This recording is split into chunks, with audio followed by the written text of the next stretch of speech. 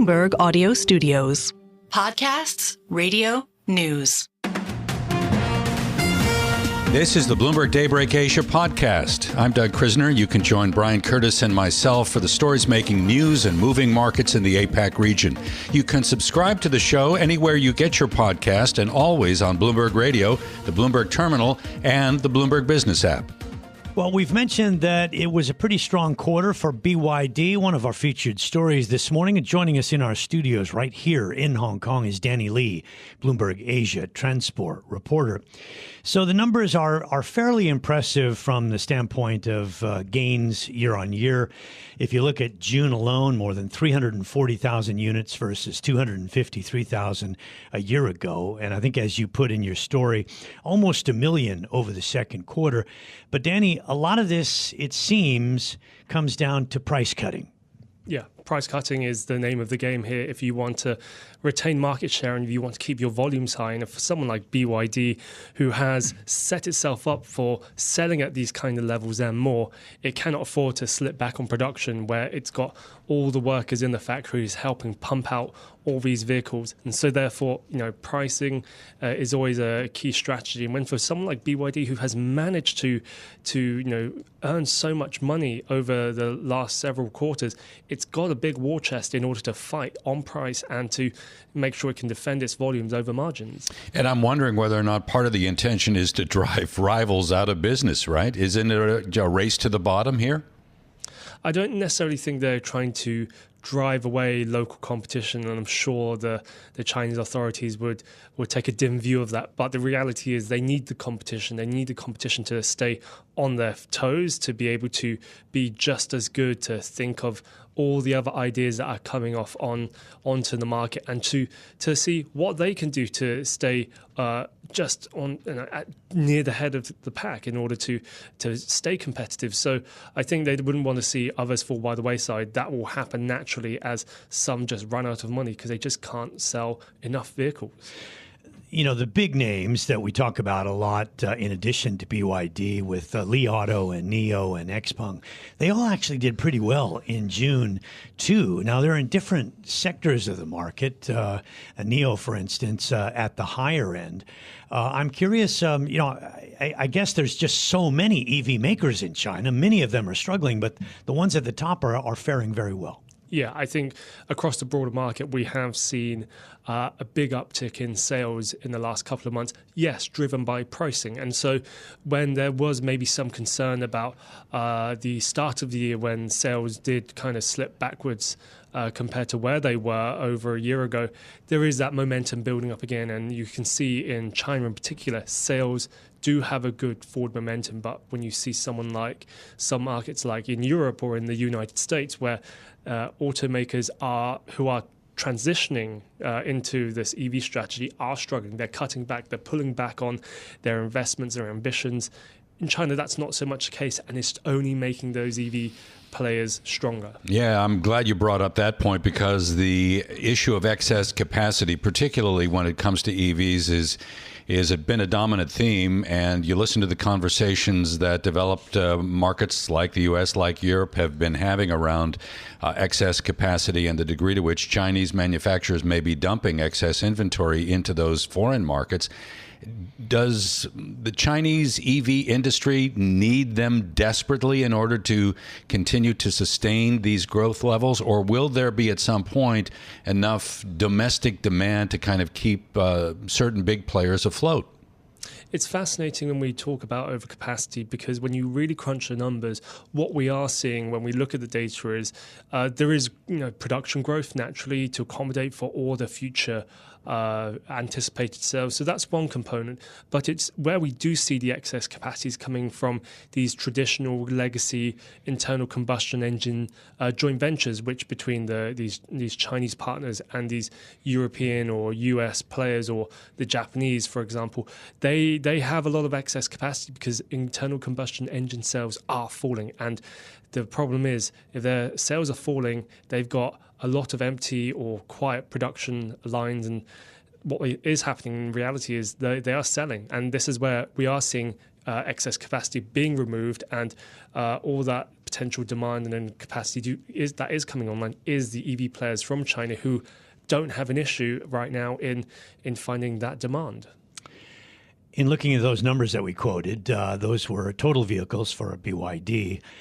If you strip it out and just look at electric vehicles, I think the numbers suggest that BYD is now within around 15,000 of equaling Tesla. Is that a sort of monumental moment in this, or just a sort of one step in the road? For BYD, this is, if they can overtake again, that's obviously a good sign. I think for Tesla, clearly they're having a bigger struggle right now. They have more downward momentum as they transition and evolve their product lineup, and it's not going to be this year where they're going to see an upturn in fortunes. Elon Musk even said that in one of the previous earnings calls. So I think for now, for Tesla, they have this kind of downward momentum where they are seeing falling sales in China, in Europe, and other key markets. For BYD, they are they have some momentum. Can they do better? Sure, and they are setting themselves up for that. But the question is, for beyond China, in these markets where they do want to sell internationally in Europe, you are seeing the barriers being put up where they are going to have to pay more to sell their vehicles. But there is a get out of jail free card here if they look at their product lineup where the tariffs that are being put on, or the additional tariffs being put on, are for battery electric vehicles. BYD does sell a lot of hybrids, and they also set themselves up for pretty strong third quarter with near record sales basically on the hybrid sales this year in this quarter. All right, Danny, thanks for coming in to the studios and sharing your insights with us. Danny Lee, Bloomberg Asia transport reporter.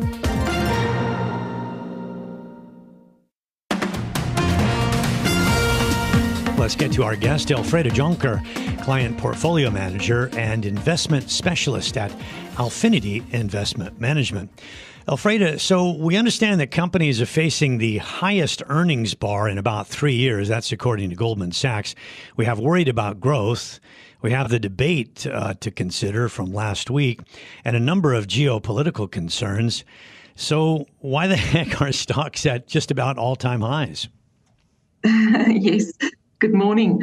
I think if you take a step back and you just sort of reflect on where we have come from, I think it's important to note that, yes, it's been a fantastic year for global equities and specifically for the US equity market, but 60% of those sort of returns have come from the top 5-6 stocks, and 30% just from NVIDIA itself.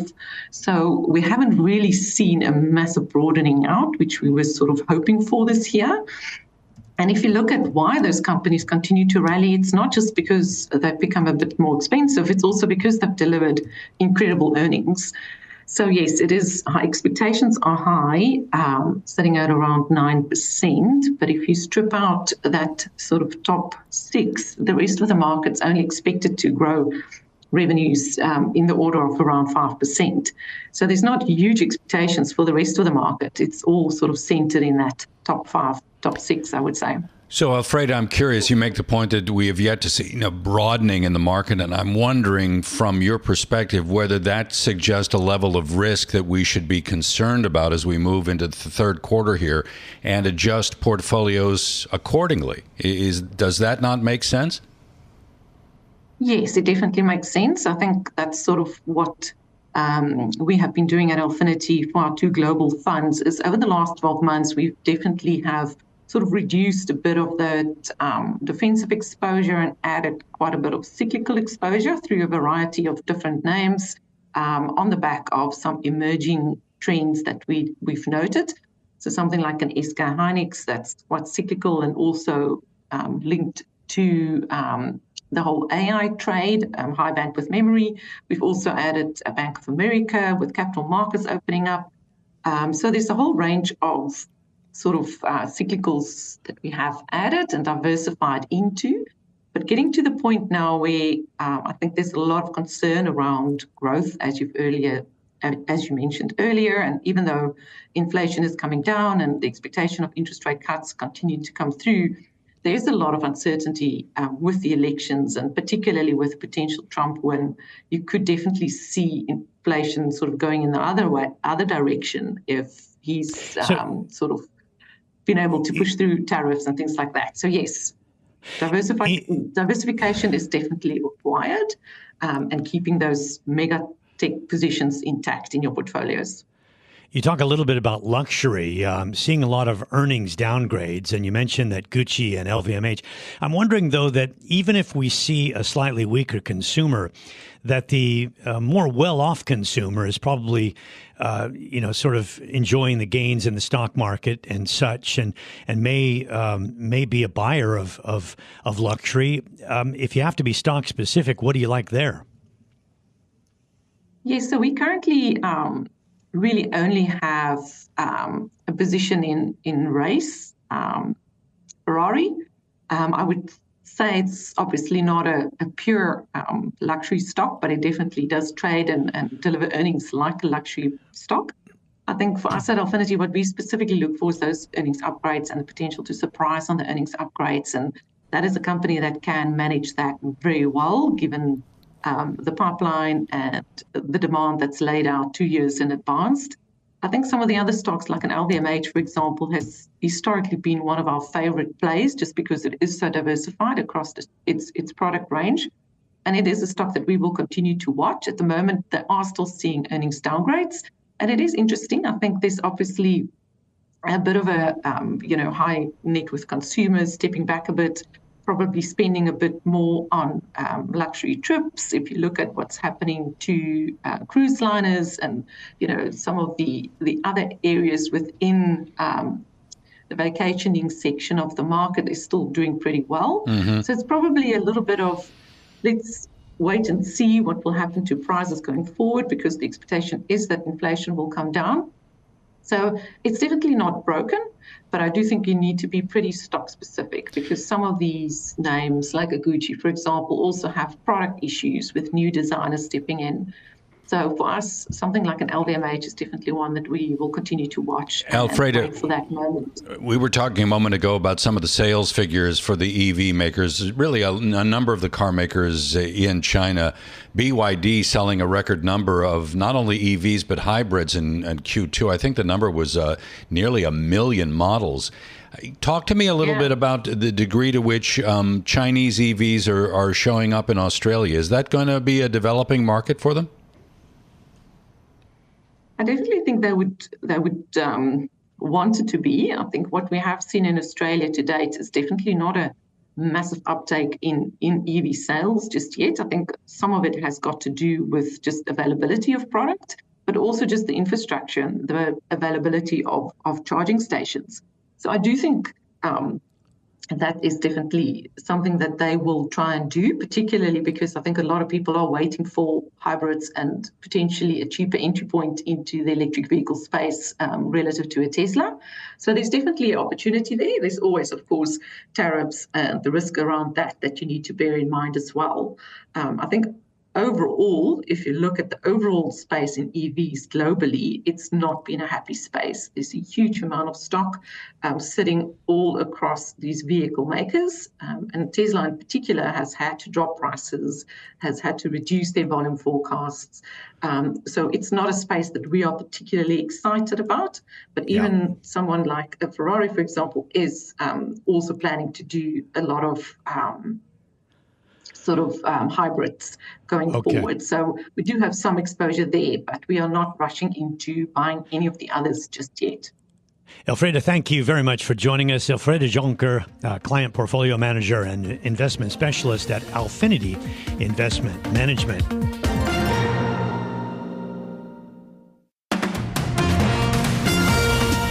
Well, joining us now is Chuck Cumello, President and Chief Executive Officer at Essex Financial, to take a closer look at markets. Chuck, it's tempting to think that at the moment, the Fed and perhaps inflation is taking a backseat to earnings.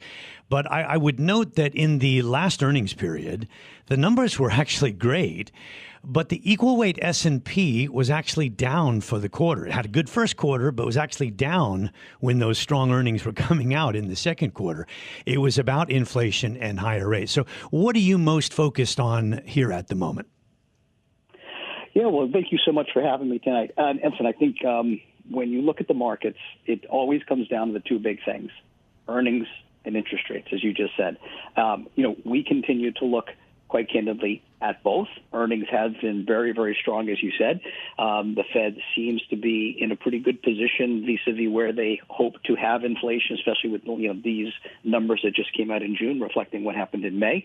So we're looking at it all, but I think you're also seeing a reflection of all the other stocks that make up the S&P 500. So forget the Magnificent Seven. So of those 493 other stocks, there are a lot of good ones out there, but those top seven, now even Tesla lately has joined the party after sitting out for quite some time.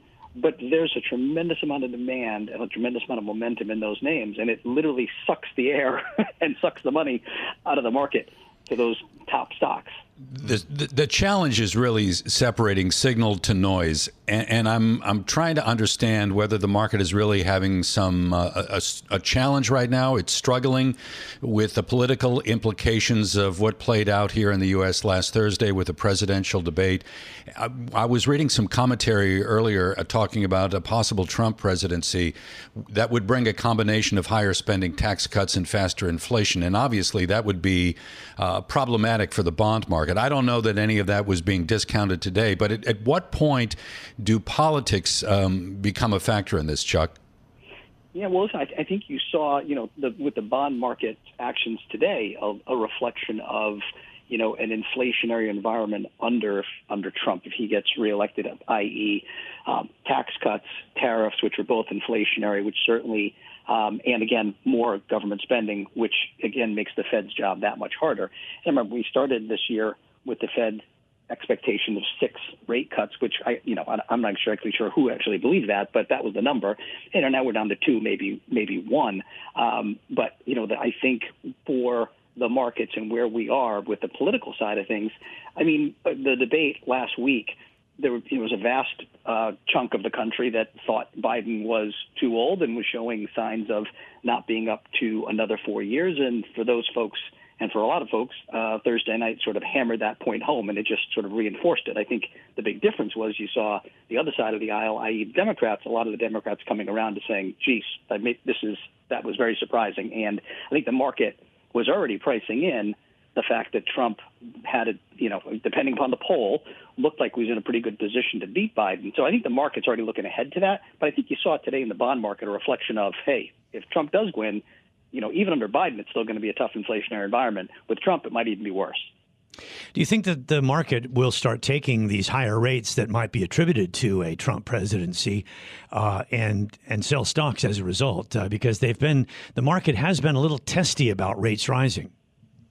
It has, but today was really interesting. Market didn't budge, right? I think that's because as long as the 10-year stays within that certain range, right, and you don't start getting up to 4.8, 4.9, things like that, where then I think the market would have a big problem with it. I think if it stays in this range and it bounces around, I think the market can deal with it. But if we start seeing a sustained increase in rates, I think the market will feel that, and you will start to see a big pullback. So we had the PMI data, which was a little lackluster today. The big news will happen at the end of the week with the employment data. What are your expectations, Chuck, on jobs for the month of June? Yeah, I mean, listen, jobs have been extremely strong. I mean, you look back to May. I'm obviously stating the obvious there, but back with May, you had 180,000 was the expected number. It came in at 272. I think you're going to probably see another strong jobs month.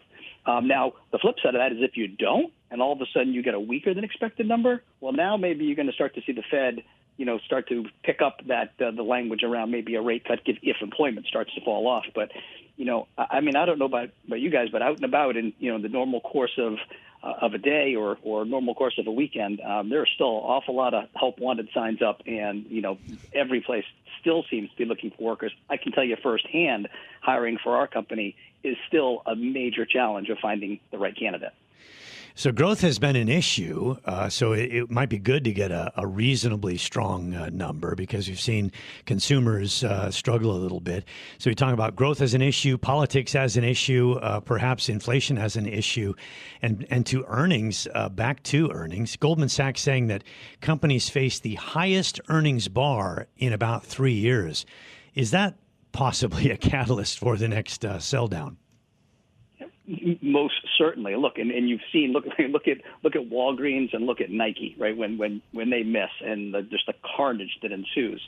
But I think the challenge we have going forward is the consumer has really held in there, but the consumer is starting to feel it, right? And yes, even though we have these lower or more moderate inflation readings, they are still off of a much higher base than they were years ago. I think the average person, and even the above average person in terms of income or net worth, starts to feel it as they see it in their everyday life. And I think you're at the point where people are pushing back on any more price increases and things of that nature.